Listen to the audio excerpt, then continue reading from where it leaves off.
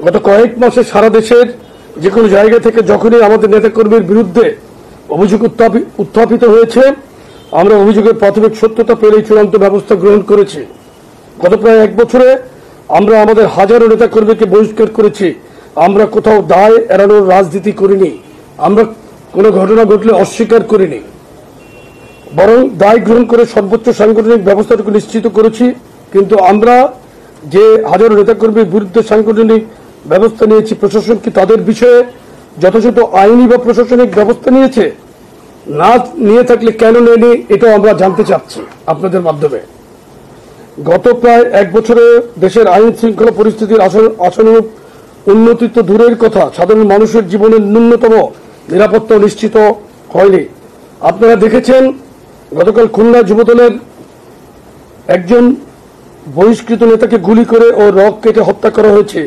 এই হত্যাকাণ্ড নিয়ে সামাজিক যোগাযোগ মাধ্যম বা জাতীয় গণমাধ্যমে কোনো প্রতিবাদ লক্ষ্য করা যাচ্ছে না।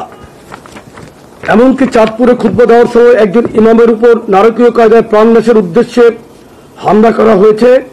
আপনারা জানেন, রক কেটে হত্যা করা একটি বিশেষ সংগঠনের দীর্ঘদিনের সহিংস রাজনীতি চর্চার এক অবিচ্ছেদ্য অংশ। গতকালের দুটো ঘটনাই কিন্তু তারা জড়িত ছিল। ইতিপূর্বে কুয়েটের অনাকাঙ্ক্ষিত ঘটনার পেছনে তাদের প্রত্যক্ষ ইন্ধন ছিল। আপনারা দেখেছেন গত সপ্তাহে কুমিল্লায় মদ তৈরি করে একই পরিবারের 3 জনকে নৃশংস কায়দায় হত্যা করা হয়েছে।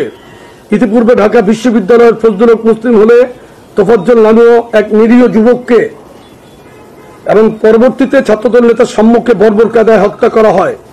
ইতিপূর্বে প্রাইম এশিয়া বিশ্ববিদ্যালয়ের ছাত্রদল নেতা পারভেজকে প্রকাশ্য দিবালোকে ছুরিকাঘাত করে হত্যা করে বৈষম্য বিরোধী ছাত্র আন্দোলনের নামধারী স্থানীয় সন্ত্রাসীরা।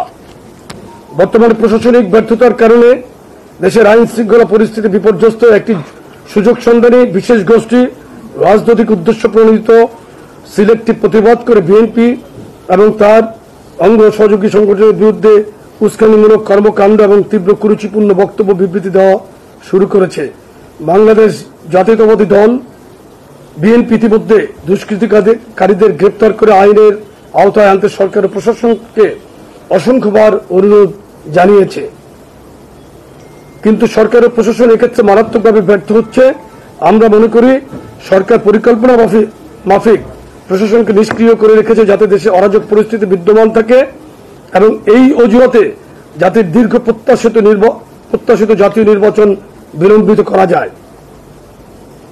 একটি বিশেষ গোষ্ঠী যারা নির্বাচনের মাধ্যমে গণতান্ত্রিক পদ্ধতিতে উত্তরণ চায় না, তারা এই সুযোগটি গ্রহণ করে বিএনপি এবং বিএনপি শীর্ষ নেতাদের বিরুদ্ধে সহিংসতার উস্কানি দিচ্ছে।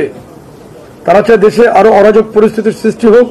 সরকারের একটি অংশ তাদের এই দূরভিসন্ধিমূলক পরিকল্পনার অংশ হয়ে অপরাধ দমনে নিষ্ক্রিয় হয়ে পড়েছে। আইন শৃঙ্খলা পরিস্থিতির উন্নতির জন্য কোনো দৃশ্যমান পদক্ষেপ গ্রহণ করছে না। আমরা বারবার অনুরোধ করার পরও দুষ্কৃতিকারীদের গ্রেফতার করা হয়নি।